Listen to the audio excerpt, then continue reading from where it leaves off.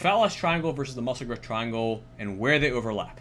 So the fat loss triangle, there's really a couple steps of varying importance when it comes to fat loss, and we want to focus on the things that are the most important before we focus on the things that are least important, because most people focus on the least important aspect, which is what supplements am I taking, right?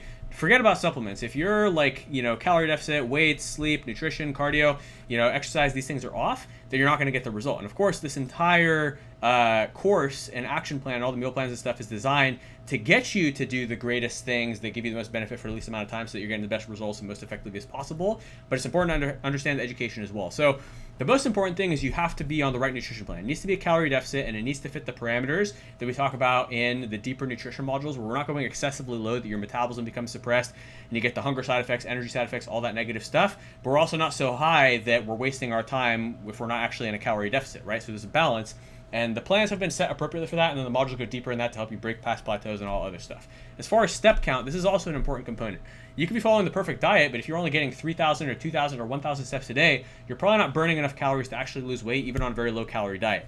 The third step is resistance training. This is not so much important for burning fat, but it's important for retaining muscle and ensuring that the weight you're losing is, in fact, fat instead of muscle. Because you could lose 20 pounds, but if it's all muscle, you're going to look the same and your metabolism is going to mess up and you're going to be all weak and it's going to be a miserable situation and you're going to look worse than when you started, versus if you maintain and even build a bit of muscle, your metabolism will stay fast, if not get faster potentially, or maybe it'll very slightly slow down by a lot less than it normally would after losing so much weight.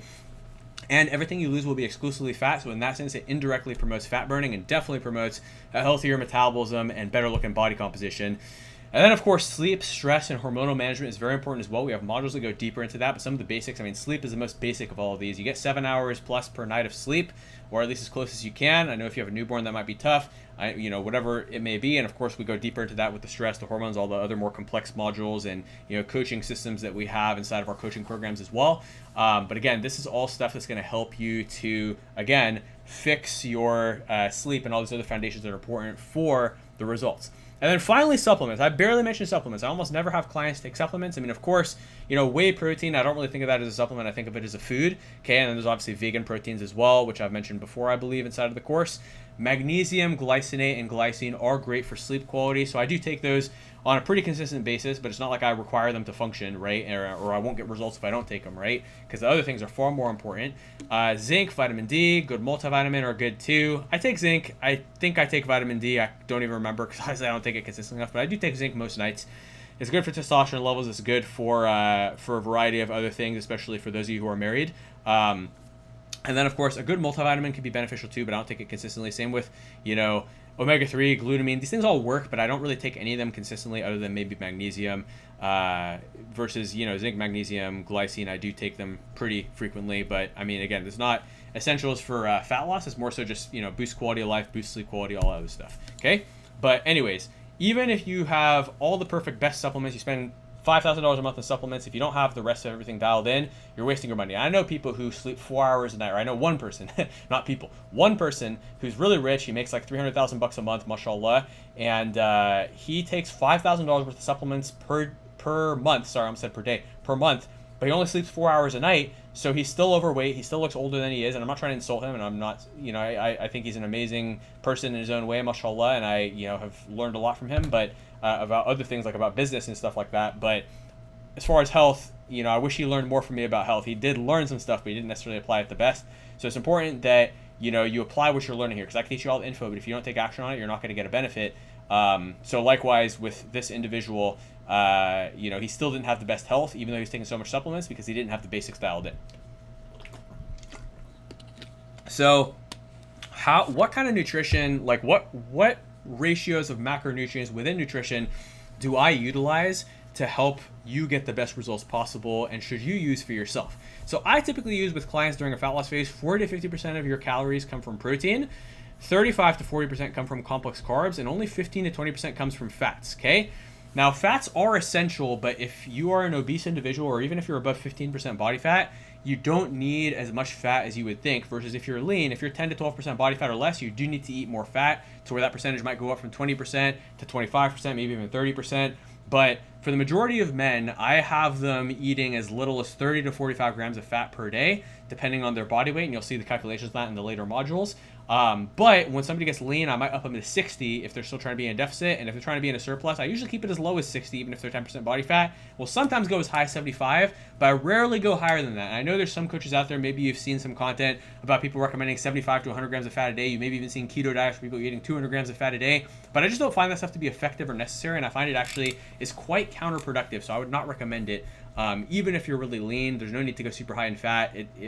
At best, you know, you might get some extra hormonal benefits. It might improve your testosterone levels and satiety, how full you feel, how satiated you feel. But at worst, it's going to mess up your digestion and just put on a bunch of excess calories. And for me, even when I'm 10%, I don't go higher than 45 to 60 grams of fat, because that's enough to cover my essential testosterone needs. My testosterone levels are perfectly fine, alhamdulillah, as well as, you know, all the effects of, you know, regular good testosterone levels. And it just prevents me from getting digestive issues. If I eat more than 60 grams of fat, it interferes with my digestion, it interferes with my fat loss, I get bloated. It's just not a helpful thing for me. And I've noticed that this is the case with at least 90% of clients. Of course, there's always exceptions, and later in the advanced modules I do go into that. But for you, if you're like 90 to 99% of people, you don't need to go that high in fats, okay? And then, of course, high fiber, which helps with fixing your digestion after eating too much fat and generally keeping your digestion and hormones more optimized in general, both during fat loss and during maintenance. Okay, and it keeps you full and gives you way more energy. That's the best part about having high fiber. I mean, losing weight is cool, but having energy to be the best Muslim and dad and professional and, you know, future dad, future husband, whatever, current husband, whatever roles, whatever hats you wear inside of your life, son, you know, any duty that you have to your family and the people around you, you're going to do a better job of it when you have more energy, and fiber helps tremendously with that. In addition to just getting in the right complex carbs, avoiding excess fats, definitely avoiding excess sugars, getting enough protein. These things are even more beneficial than the weight loss itself, which is why these things are intrinsically motivating for me. Even if I'm in my best shape, I still eat healthy, not because I'm trying to lose more weight, not because I'm trying to deprive myself of pleasure, but simply because I mean, the thing that really deprives me of pleasure is not having energy and not being able to best fulfill the duties I have as a father, as a professional, as a business owner, as a coach, as a son, everything. If I don't have good energy levels and I don't feel good and I feel bloated, I mean, that just messes with everything. So it's intrinsically easy to stick to a clean diet when your motivation is to feel your best, and the weight loss and health and fitness is a side effect. And it's a great side effect, don't get me wrong. I love looking good and being healthy, but feeling good is the best, alhamdulillah. So anyways, so now that we have these foundations down and I've explained to you in depth why I like the lower fat, high fiber, medium complex carbs, high protein approach, and we can go deeper in that into future modules and, you know, questions, Q&As. Obviously, you guys get all of that here inside of the course and community. But now that we have the ratios down, now we want to burn more calories than we consume, but not go lower than the basal metabolic rate, or you risk slowing your metabolism down and falling into metabolic adaptation for most people. And I have some examples of this later in either this module or future modules, okay? And then, of course, you know, I think I've mentioned that high protein is important so you don't lose muscle, just like how resistance training is important. Now, the way we create the deficit, though, is by keeping nutrition as close as possible to your basal metabolic rate, which is about 60% of how many calories you burn per day, okay? That means that we still have 40% to play around with, and the beautiful thing is that 40%, thermic effective food, non-exercise activated thermogenesis, and exercise activated thermogenesis, we can make a huge dent in getting you in a calorie deficit. I mean, even while eating close to maintenance where you don't feel hungry, you have plenty of energy, you feel great, you could be burning, you know, 1,000 to 1,500 calories a day, losing 2 to 3 pounds per week as a result of that. I can show you how that calculation works as well. At the worst, you'll be in a deficit of 500 and losing a pound a week. Again, losing about 1% of your body weight per week is usually the best case scenario where it's realistic and safe and healthy for you to do so. One of the other benefits of getting a higher protein intake is that protein has by far the highest thermic effect of food of any other macronutrient. Thus, high protein is going to help you burn more calories through this little green slice here, the thermogenic effect of food. Okay? So now, when it comes to non-exercise activated thermogenesis, NEAT, right? NEAT is very neat, no pun intended. Step count is one of the best ways that we can measure and improve your NEAT and get you burning way more calories than exercise alone could ever do for you. Because remember, exercise alone, I mean, if you work out for an hour at super high intensity, you're still only going to burn, I mean, that's only about 10% of the calories you burn per day. Maybe, you know, if you do a crazy boxing session, you might burn 700 calories an hour, but that's going to be super draining. You can't do that every day or you're going to burn out. Versus you do a moderate strength training session, you're maybe only burning 100 to 200 calories. You're elevating your metabolism, which is going to increase this, you know, blue slice here and burn more calories, but you're not burning a whole lot of calories within the exertion of effort itself. It's really the walking, staying active, living an active lifestyle that makes the biggest difference and gets you the best results, okay? So if you have a high step count, you're going to burn a lot more calories. And like if you don't even lift weights or you just lift barely a little bit for maintenance, like 3 times a week, 20 minutes, but you get 10,000 steps a day. You'll burn a lot more than the person who hits the gym super hard 4 or 5 days a week, but only gets 3,000 steps a day, which is kind of mind-blowing. Or, you know, again, five times a week at a very high intensity, that does burn, you know, a significant amount of calories, more than 3 times a week at 20 minutes does. But if that person has no step count, you know, that person may not burn nearly as many calories as you would think, which is kind of funny and counterintuitive, but it's what I've seen to be true. I mean, I've had plenty of people who lift 5 days a week who come to me and they're still 250 pounds because their diet's not dialed in, which is why diet is the most important of these factors. But their second thing is they only get 3,000 steps a day, which is also why they're not burning calories. I put them on a calorie deficit diet. I get them doing 10,000 steps, and I get them even training 4 days a week, you know, scaling it back a bit, or sometimes even 3, and boom, all of a sudden they start losing like 2-3 pounds a week. Some of them will lose 5-10 pounds the first week of just bloating, especially with how much they're overtraining. They have this, you know, stress-induced water retention. They also, their appetite goes up because they're training too much, and it's just a crazy thing. And again, these are a lot of nuances. If you're following any of our templates, you're not going to have any of these issues. But again, if you do still somehow have these issues, just comment in the community, and In Shaa Allah, we'll either answer on the next Q&A, or your peers or our coaches will come in and answer it for you, In Shaa Allah. So you can use an Apple Watch, a Fitbit. You can get these for super cheap, or even just your phone to track it. I recommend getting an ankle strap, because if you're going to use an under-the-desk treadmill, which is one of the best ways if you're a busy professional who's on like 16 hours of calls a day, that's pretty much the only way you're going to get your steps is by walking during your calls. And if your calls are all from Zoom at a desk, you're going to need a standing desk and under-the-desk treadmill. So ankle strap is the best way to track that. That way, you know, your wrist is not getting away when you're trying to type, and also your wrist is stationary if you're typing, which means it's not going to track the steps properly. Versus the ankle strap does a great job of doing this. It might look like you just came out of prison if you have an ankle strap. I always make that joke when I'm wearing it, and my brother always makes fun of me for it. But again, it's a useful way to do this, where you have under desk treadmill and multitask walking. And I've had periods where I've been, you know, on working 12-16 hours a day, many of those being meetings, and this was the only way I was able to get my steps, was with the under the desk treadmill. To multitask it, right? And the multitask walking is great too. Like, let's say you have to answer a lot of emails, you could do that at a standing desk treadmill. You could do that while walking outside. You could take phone calls while walking outside. I mean, just a little bit of walking will make a big difference, okay? Now, 10K steps burns about 500 calories a day, and if you can seamlessly and effortlessly integrate this into your life in a way that actually improves your energy levels, because here's the other thing. I'm telling you that it's going to boost your calorie burn per day, which it will, but it also boosts your energy levels, which helps you burn more calories than everything else you do, because you're more energetic. Like, see how energetic I am when I'm making this video? You bet I'm burning more calories than if I was doing this video all bored and tired like this. And also, you're getting more benefit because I'm more energetic, more inspirational, more motivational when you listen to me speaking with energy as opposed to being tired. So it's going to make you more effective at your professional life, and it's going to help you burn more calories during the day, and being active helps tremendously with this. I guarantee you start going for just a couple walks during the day, even if it's like 5-10 minute walks after each meal, after each prayer, or, you know, whenever you get the chance. And even if it only ends up totaling 5, 10, 20, 30 minutes of walking a day, any of those will boost your energy levels and motivate you to do more, and boost you in all other areas, which will make you more efficient, so you actually end up having more time in general. So walking is incredible for every area of your life, okay?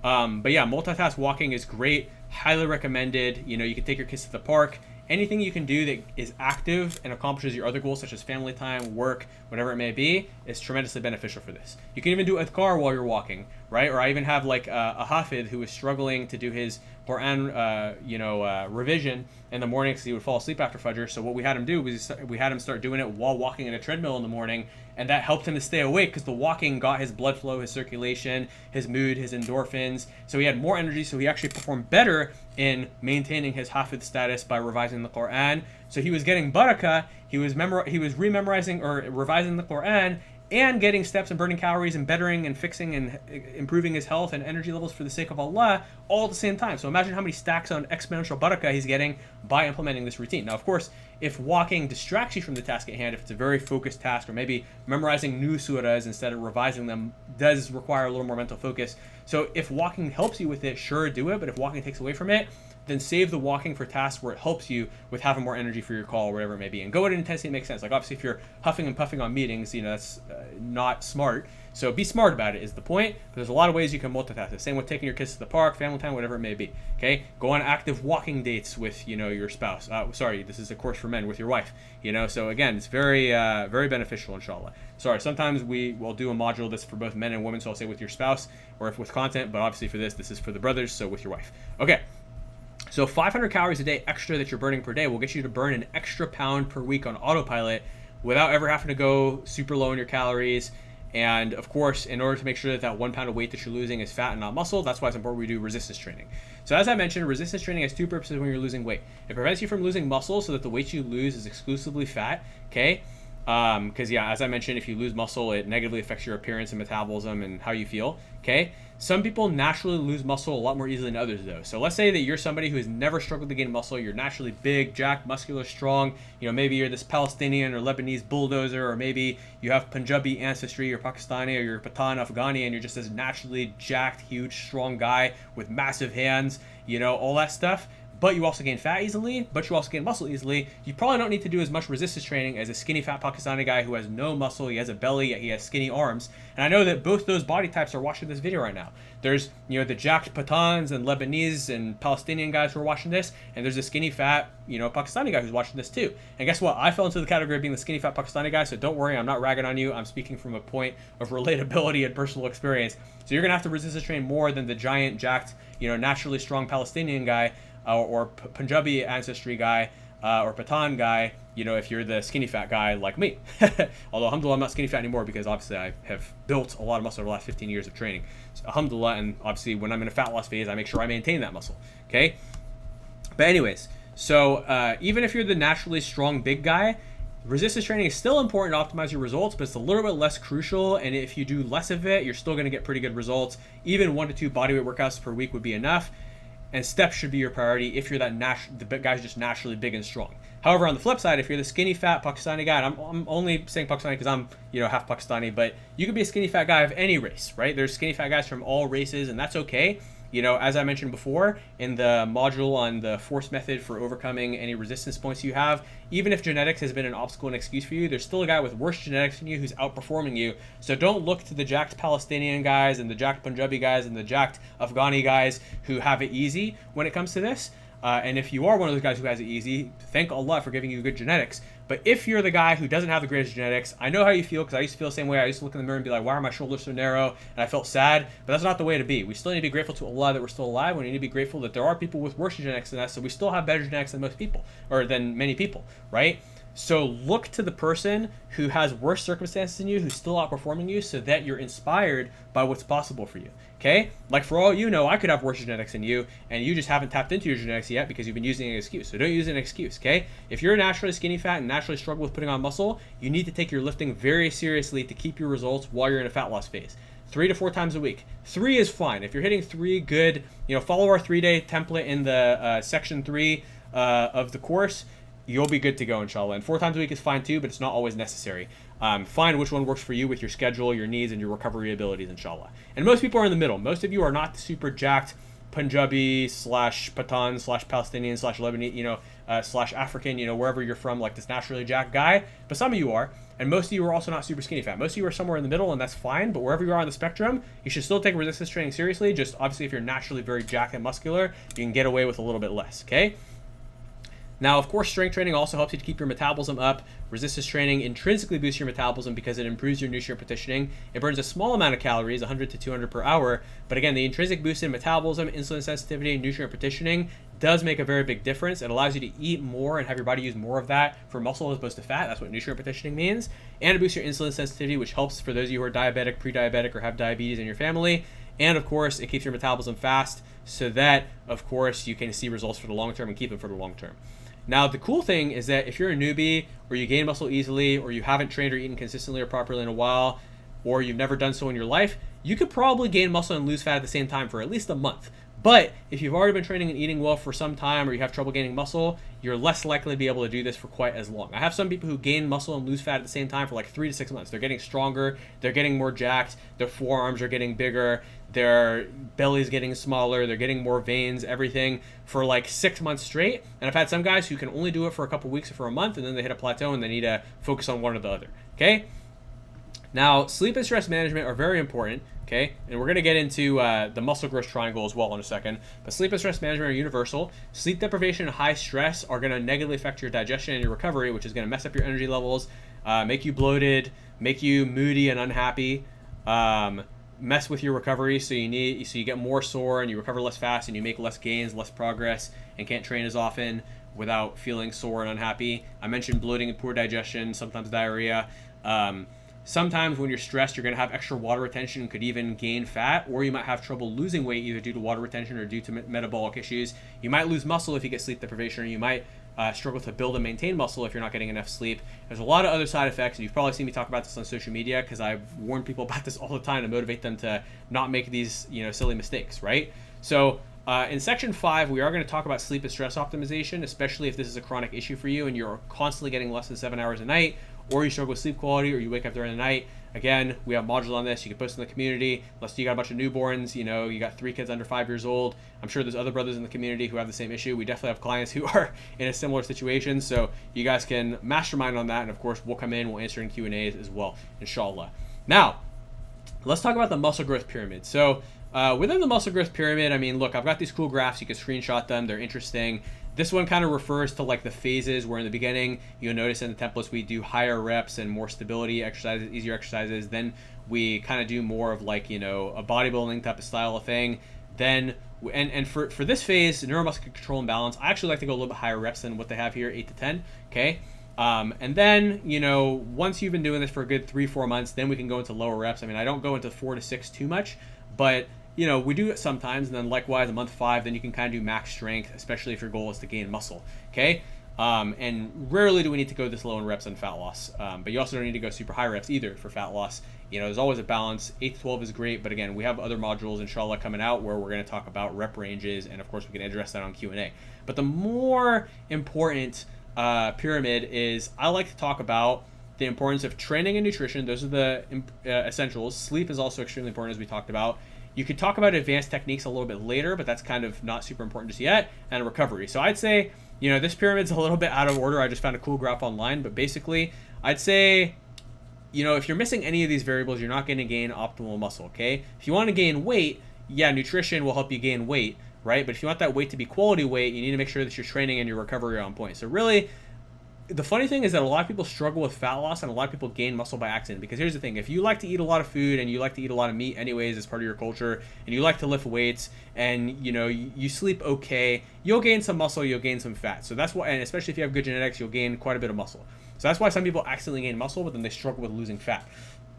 However, if you want to optimally gain lean muscle and stay shredded and not gain any fat with it, or gain minimal fat with it and lose it easily, you do have to be a little bit more OCD about your training. Now, that doesn't mean go into paralysis by analysis mode. It just means you have to be consistent, you have to progressive overload, you have to use the right techniques.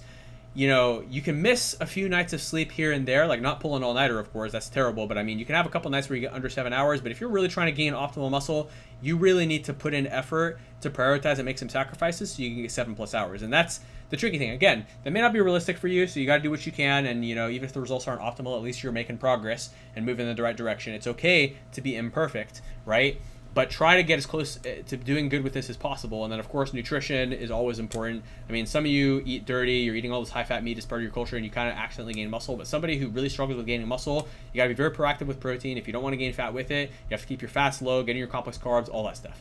So again, and then, of course, supplements, you got to have the other 3 down. I don't even care to talk about supplements until we get the rest of this down. We'll have some modules on supplements too, but until you've gotten a bunch of results, until you've gained 10 to 20 pounds of muscle without supplements, I don't even want you thinking about supplements. I know you want to take creatine. I know you hear this and that, blah, blah, blah. And there's a lot of drawbacks to creatine. There's a reason why I've taken it like a handful of times over the last 10 years, but I have avoided it 99% of the time over the last 10 years, ever since I realized I was getting side effects from it when I was 19. I'll have more modules on that. We'll talk about supplements later. But anyways, training. The first most important thing you need to do is you need to make sure you have the right technique. If you don't have that, you have a high risk of injury, and you also have a high risk of wasting your time because your workouts are not as effective as they could be. From there, you need progressive overload, which means you're either increasing the weight, increasing the reps, increasing the sets, or reducing the rest periods. Those are the 4 variables that you can modulate depending on which of those is the easiest for you to work on, or that you haven't tapped yet, especially when you get more advanced. And that's where proper programming and phase management comes in. The way that I have all the templates set up in the course, you'll be good to go on this, so don't worry about it. But later down the road, obviously, if you need some customization, we sometimes do a coaching program intake, and we announce it here first because you guys are already course members. You've already proven, a lot of you have already proven that you are a good candidate to become a coaching client to work one-on-one with myself and or my team. And of course, we have workshops occasionally as well, whatever it is, so you can get and challenges. So there's opportunities for you to get customization. You can also post the Q&A. We can give you again some feedback on your routine. So again, there's a lot of opportunities for you to get additional customization depending on what level makes sense for you. But in the beginning, you're not going to need a whole lot of customization just yet beyond just exercise selection and everything else, right? Which you can easily do from the modules here. And then, as I mentioned, the variables that you can increase for progressive overload are reps, sets, weight, rest periods. So let's say you did something for 10 times last time, and today you do, and a week later you do it for 11. You're increasing the stimulus, so your body needs to adapt because the demand is 10% more. You're doing more reps. Let's say that last time you did 3 sets of 10 with something, and today you do 4 sets of 10. You just increase the demand for sets, so your body has to adapt to that, which thereby stimulates muscle growth. Let's say you did 100 pounds for 10 reps last time. You do 105 for 10 reps this time. After you did 100 last week, you've stimulated your body by increasing the weight, which is going to force your body to make some muscle growth. It's going to stimulate that. And then rest periods. Let's say last time you did 3 sets of 10 and you took 90 seconds rest between them. This time you take only 60 to 75 seconds rest between them. That's going to challenge your cardio capacity, and it's going to challenge your muscular endurance. It's going to give you more of a pump. It's going to require your body to work harder. Thus, it's also going to stimulate growth as well as other adaptations. Each of these stimulates different adaptations, but fundamentally all of these are going to drive some form of muscle growth and frequency as well. Let's say for the last 3 months you've been hitting, chest once a week, but then in month 4 you start doing chest twice a week, one intense day and one less intense day. You've now increased the demand after you've tapped out these other variables. So you see that depending on the muscle group, because different muscle groups recover at different speeds, and it depends on the intensity, it depends on your genetics, there's a lot of different individual differences, but within the templates and modifications, the frequencies are already fairly well optimized phase by phase. But of course, this is another variable that you can, change up if needed. And then another variable is exercise selection. Let's say for the last 3 to 6 months you've been doing bench press. You've tried every variable. You've milked out maximum progress, but for the last 4 weeks you've just been plateaued after 3 to 6 months of progress. Maybe you swap it out for incline bench or dumbbell bench or something else that you haven't been doing before. One-arm bench press with dumbbell, of course, not with barbell. That's unnecessarily dangerous. And now you start getting some new fresh gains. And then after 4 to 8 or 12 weeks of that, you switch back to your regular bench press, and now you're getting fresh gains because it's a new version stimulus to your body again.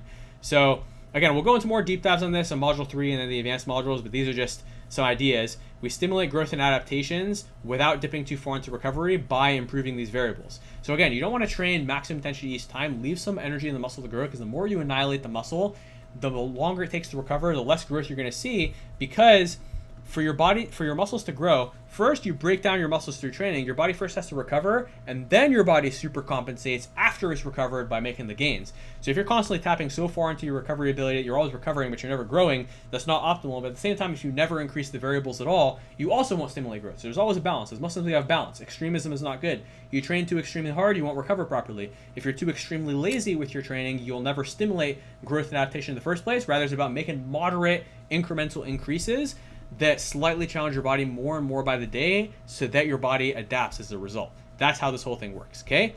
Now, when you're trying to gain muscle, you still want to consciously get in a little bit of cardio, a little bit of step count for your heart health, right? But it's only going to be about 50 to 75% of what it would be on fat loss. Again, to maintain your heart health, to get some blood flow, which helps with recovery, and to avoid excess fat gain. But you don't want to overdo it, or you're going to burn too many calories or tax your recovery ability. So take the cardio easy, but still do it during a muscle growth phase. Now, nutrition-wise, I could just tell you, hey, dirty bulk, and you'll gain a bunch of weight. You'll be like, Munir, I gained 10 pounds of muscle over the last, short period of time. But it isn't actually muscle you gain. You gain a bunch of water, you gain some fat, and you gain some muscle. Muscle growth is a much slower process than fat loss. Now, in the beginning, you could gain muscle reasonably fast. Like, full transparency, my 3rd year training, when I finally got my nutrition down for bulking, I went from 170 my senior year of high school at the beginning to 215, 220 by the time I turned 18. Having been a skinny fat kid before. And I got really strong, but I also got really fat. So throughout that process, it's tough to say how much muscle I gained, how much fat I gained, but I'd say, let's say I gained 50 pounds. Let's say half of it was muscle, half of it was fat and water. So I gained about 25 pounds of muscle in a year. That's pretty awesome, but I also got pretty fat throughout that process. Now, alhamdulillah, my metabolism was very fast and young at that point. I mean, at 18 years old, you're pretty much at the peak of your growth hormone production, which is part of why I gained that weight so fast. So, I already finished puberty. I'd already hit my max height by age 15. Alhamdulillah, I was a very early bloomer. I had chest hair when I was like 13. But essentially, so that Ramadan, I went from 220 to 197. I lost like 23 pounds. And I'd say half of it was muscle. I lost about 10 pounds of muscle, 10 pounds of fat. And I finished that relatively lean. So maybe I gained about 35. I'd say I probably gained 25 pounds of muscle, 10 pounds of water, and 10 pounds of fat throughout that dirty bulk. But again, I was 18, so I get away with dirty bulking a lot more than you can if you're 35 or 45 or even 25 right now. I mean, 25, you're still very young. But like right now, I'm 30 years old, and I could not dirty bulk like that. I mean, I tried dirty bulking before this Ramadan because I'd gotten too lean and I was afraid I was going to lose muscle during Ramadan, and it was a terrible mistake. I gained 10 pounds in a month, and I would say about 8 pounds of it was fat, only 2 pounds was muscle. It was a very terrible decision. So I would never recommend dirty bulking if you're like past the age of 25. And even if you're under 25, I still wouldn't recommend dirty bulking. Really, the only person I'd recommend dirty bulking for is if you're in high school and you're a football player, you're a rugby player, and you need to put on size ASAP because you're super skinny. This is the only case. Or if you're an adult and you're like 120 pounds at 6 feet tall, these are the only cases where I'd recommend dirty bulking. But that's maybe going to be 1% of the population who might be watching this. For the other 99% of you, if you want to gain muscle and focus on gaining muscle and you want to take a break from a fat loss phase, don't go above a 200 to 500 calorie surplus or you're going to get too fat. But if you hit a plateau for 2, 3, 4 weeks where you're not getting strength, you're not getting muscle, even though all your variables are dialed in, your sleep is good, your stress management is good, your training is good, you're using the right techniques, everything, then you could increase your calories by, I'm conservative with it. You could go up by 10% each time you hit a plateau, but again, just be conservative with it and only go up in carbs, complex carbs and lean proteins, but try to avoid going up in fats because that's more likely for you to end up storing fat because your body can more easily utilize fat for fat storage as opposed to muscle and complex carbs are more, protein, muscle. I use them interchangeably because, most protein I eat is animal muscles because it's, meat. But, your body's more likely to use protein and complex carbs for energy, muscle glycogen or muscle growth, but less likely to use it for fat versus your body's very likely to use fat for fat. Okay, so that's why it's better to avoid. I mean, there's no direct membrane transfer where, the fat from the animal becomes your fat. Like, it's not like you have an avocado in your belly and and some animal oil and some olive oil. Like, it's not like all that's swimming around in your stomach, but rather your body breaks down those dietary fats into lipids, puts them into your, bloodstream, and then those things can easily be stored as fat, especially if you spike your insulin. You have carbs and fat together, you're very likely to increase your fat versus if your fats are low and you're just eating carbs, protein, and fiber, you're going to gain a lot leaner. And I've seen this in personal experience, as well as there are scientific studies that show that fat is much more easily stored as fat, much more efficiently stored as fat. Okay? But anyways, so your results will be slower than they are in fat loss, but at least you're not going to gain any body fat. Okay? So I would recommend that in fat loss, you're going to lose about 1% of your body weight per week, unless you have thyroid issues, low testosterone, etc. Then you might only lose half a percent of body weight per week. But when you're gaining muscle, it's going to be a lot slower than that, okay? Like 0.5 pounds of muscle every week or two, okay, for your first year. But sometimes, again, you get that 5 to 10 pounds of initial muscular water retention, muscle memory, newbie gains, etc. Especially if you have good genetics or you haven't trained in a while and you have a lot of muscle memory. Now, when you're bulking or you're trying to gain muscle, you should be getting about 40% of your calories from protein, 40% from complex carbs, 20% from fats. But if you're at a high body fat percentage, you probably should not be bulking in the first place. But if for some reason you are bulking, even though, or one case would be like, let's say you've already lost the first 20, 30, 40, 50 pounds, but you hit a plateau and you have to do a 4 to 6 week reverse diet / muscle building phase to speed up your metabolism before going into your next fat loss phase. The only case where somebody who's a high body fat percentage would do a mini bulk or a reverse diet or a short muscle building phase, not for the purposes of doing a long bulk, but rather for the purposes of speeding up your metabolism so you can lose weight again. In this case, you'll do about 15% of your calories from fat as opposed to 20%, right? And up your protein to 45%. And then fiber and digestion are still a priority, so make sure you're getting that. And then, of course, usually 1 gram per pound of body weight in protein a day. Of course, if you're like well above 200 pounds and you're 6 foot or under, you probably need 200 grams of protein. And I have some examples in one of the nutrition modules, or I think it's not later in this one. I think it's in one of the nutrition modules and the deeper dives on it, where I give some examples of like fat loss diets. I give some extreme examples. I give examples of all kinds of diets, like the 120 pound guy who's like 6'4" or something like that, and then like the 320 pound guy who's like 6'7". So those are like some extreme examples, as opposed to your typical guy who's somewhere between 5'6" and 6 foot, who's somewhere between 180 and 220, maybe 230, 240, maybe 250 pounds. These are kind of more the averages, okay? But anyways, we'll talk about that later, either in later modules or in this module. Now, recovery is very important. You need to make sure you're sleeping enough, you're foam rolling, you're getting deep tissue massage if you can afford it, you're stretching, you're relaxing and letting your nervous system relax, which we cover in modules 3 and 5 more, okay? So the universal overlaps between muscle growth and fat loss is we always keep protein high, complex carbs moderate, fats low. Again, in the more advanced modules, we do talk about some rare exceptions to this where higher fat and lower carbs works well, especially in a fat loss phase. And there are some exceptions where complex carb manipulation protocols like carb cycling and backloading can apply, but only 5 to 10% of people even need to worry about that, which again, in module 2 and 7, we go more into this. And this is, again, if you're a genetic anomaly or you're very advanced, but again, for most of you, you don't need to worry about this really ever, so don't overload your mind with it. In both fat loss and muscle growth phases, digestion, sleep, stretching, and recovery are always a priority. Very important, of course. Resistance training is always a priority for varying reasons. And then the differences, of course, are you're either in a calorie deficit for fat loss or a surplus for muscle building. During fat loss, you still need to do weights / resistance training, but cardio / steps is a little more important versus obviously when you're lifting, you need to consciously bring the cardio down without eliminating it completely, while more so emphasizing, the progressive overload and being really dialed in with your weight training. But both cardio and weights are important for your overall health, body composition, everything at all times, okay? Now, one little caveat is sometimes when you're cutting, it is better to use high reps in different exercises, not because it burns more calories, because that doesn't really make that much of a difference, but more so because when you're in a surplus, your strength is higher and you can make bigger leaps in your strength gains, and you can better handle heavier weights versus when you're in deficit. Sometimes your joints are a bit more vulnerable to where it might be safer to go lighter. But in most cases, whether you're cutting or massing, which is a word I prefer for bulking, there's not a whole lot of differences. Just the only difference is that when we're massing and bulking and gaining, we're going to expect more consistent strength gains versus the strength gains will be a bit less when you're in a deficit, or we just want to maintain strength while we're cutting, especially if you're advanced. Versus, of course, if you're a newbie, beginner, you have muscle memory or great genetics, you can sometimes make really big gains in your strength when you're in deficit, but usually you're just trying to maintain your strength while you're in a deficit, especially if you're advanced or you don't have the best genetics. Okay? So these are the principles, the fat loss versus muscle building triangle. I try to keep that as simple as possible, but it is a more complex thing. So if you're still here, appreciate you staying and learning that.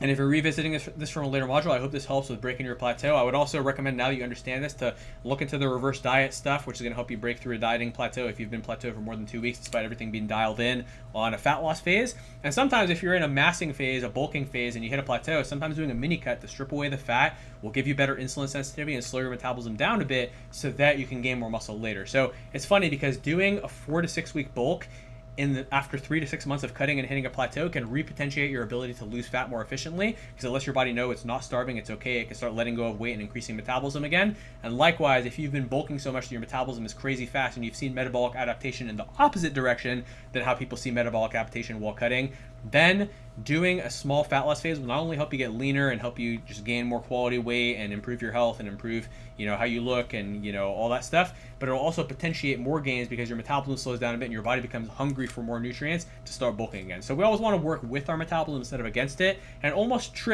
not completely trick our metabolism into thinking, oh yeah, there's plenty of calories available, I can start losing weight again in the case of a reverse diet, or oh no, there's not enough calories, I can't just keep burning excess calories if in the case of in a plateau while bulking. Let me know if you have any questions in the community, and inshallah I'll answer it in the Q&As, or your peers will answer it, and inshallah I'll see you in the next module. Assalamu alaikum.